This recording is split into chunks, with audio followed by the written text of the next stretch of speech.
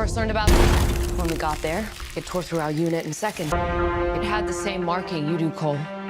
Means you've been chosen. Throughout of champions. These are your champions. I'm Sonia. Fate of Earth is in our hands. Kill them.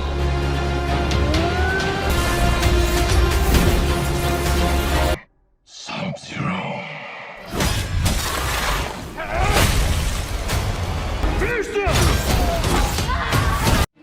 Halo semua, selamat datang di Room Multiverse. Pada kali ini kita akan mengulas dan mereview film Mortal Kombat.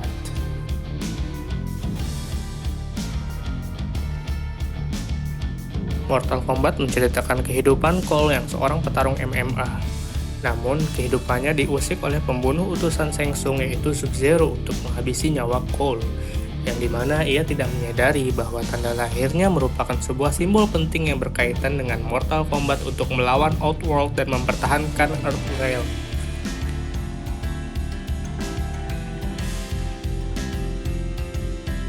Rendahkan ekspektasi kalian. Mungkin itu nasihat yang tepat dalam menggambarkan hype yang sebelumnya begitu merebak di hati para fans, dan untuk kalian yang sudah mengenal game klasik yang pertama kali rilis pada tahun 1992. Adaptasi video game yang cukup memiliki fans fanatis bukanlah hal yang mudah. Bisa kita lihat di mana film Monster Hunter yang rilis tahun 2020 tahun lalu tidak cukup memuaskan para fans. Film itu bisa dikatakan sangat keluar jalur dari segi kualitas maupun dari sumber materi gamenya.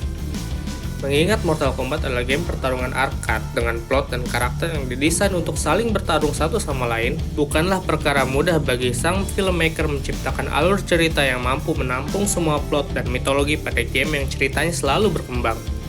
Game ini sebelumnya mendapatkan adaptasi pada tahun 1995 yang menurut saya pribadi memberikan hasil yang cukup oke, walaupun franchise ini juga memberikan sequel yang buruk. Mortal Kombat 2021 yang setelah sekian lama kita tunggu perilisannya merupakan bukti bahwa cara yang tepat untuk memperlakukan adaptasi sebuah game adalah dengan kembali ke materi sumbernya. Di sisi lain, saya sebagai warga negara Indonesia tidak memungkiri bahwa salah satu daya tarik menonton film ini adalah Joe Taslim yang berperan sebagai Bayhan atau Sub-Zero. Terserah orang mau bilang ini merupakan salah satu ciri overproud atau bukan, namun hal yang pasti adalah Joe Taslim sendiri memiliki karisma dan basic seni bela diri sebagai pemeran antagonis. Aspek lain yang sudah pasti kita cari di film ini tidak lain dan tidak bukan adalah pertarungan yang brutal penuh darah layaknya di game.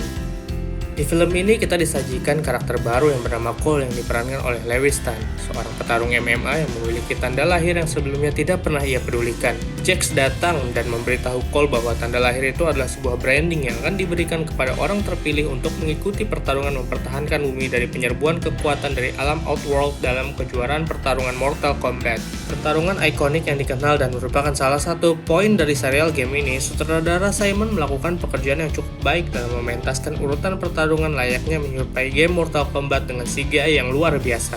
Mungkin bakal lebih oke lagi jika lembaga sensor tidak melakukan sensor pada pertarungan brutal penuh darah dan kematian-kematian yang merupakan salah satu material utama dari film ini. Pertarungan brutal merupakan elemen yang sangat imajinatif dalam detail grafis. Bisa dibilang untuk sisi pertarungan antar karakter merupakan hal yang cukup baik dalam adaptasi dari game ke film. Yang mengecewakan sekali lagi adalah sensor. Adegan fatality yang harusnya terlihat keren harus dikorbankan oleh lembaga sensor, dan fanservice-nya hanya sekedar nama setiap karakter. Untuk pengembangan cerita masih memberikan plot hole sana-sini dengan jomplangnya karakterisasi tiap karakter yang menyebabkan penggalian karakter masih terasa kurang memadai. Para cast film ini menurut saya pribadi bisa dikatakan kurang memiliki karisma jika dibandingkan oleh Joe Taslim dan Hiroyuki Sanada yang berperan sebagai Scorpion. Dari sisi kostum juga dirasa terlihat kurang efisien bagi seorang ninja, armor yang terlalu banyak, topeng yang tampak lebih besar dari wajah, dan visualisasi yang kurang mampu menangkap pertarungan yang sedang terjadi. Pergantian dari adegan ke adegan yang kurang smooth dan dialog yang tidak mampu memberikan chemistry pada tiap-tiap karakter terasa cukup membosankan. Mungkin bagi mereka yang kurang familiar dengan sumber aslinya dari game akan kebingungan dengan apa yang terjadi, dan mungkin bagi para fans karakterisasinya cenderung keluar dari sumber materialnya.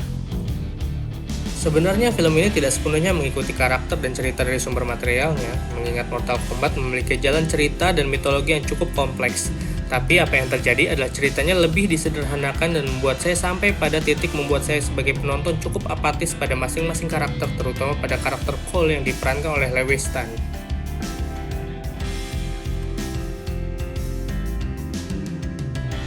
CGI yang bisa dibilang luar biasa, cukup memanjakan penonton dengan aksi gore yang brutal, tapi disensor yang harusnya merupakan poin terbaik di film ini. Adegan-adegan pertarungan yang cukup mirip dengan gamenya dapat ditampilkan dengan sangat baik. Koreografi yang cukup lumayan di awal-awal sangat mampu memberikan ekspektasi pada film ini, namun setelah itu ekspektasi akan terjun bebas dan naik lagi di akhir film.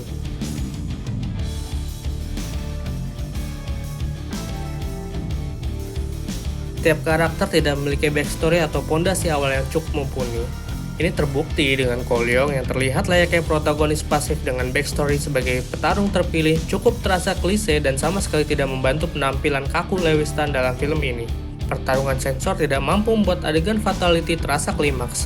Tidak sedikit juga adegan-adegan yang terasa membosankan dan terlihat tidak begitu penting terjadi, bukan hanya sekali di film ini. Satu-satunya pengecualian untuk film ini adalah Scorpion lawan Sub-Zero yang mendapatkan prolog yang sangat efektif dan penampilan Hiroyuki Sanada dan Joe Taslim benar-benar membuat adegan mereka berdua cukup epik walaupun kostum ninjanya menurut saya pribadi cukup mengganggu.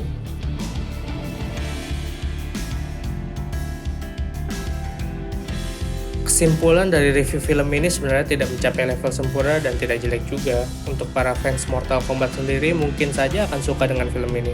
Tapi untuk mereka yang tidak familiar kemungkinan akan bingung dengan jalan cerita dan karakterisasi yang disajikan di film ini.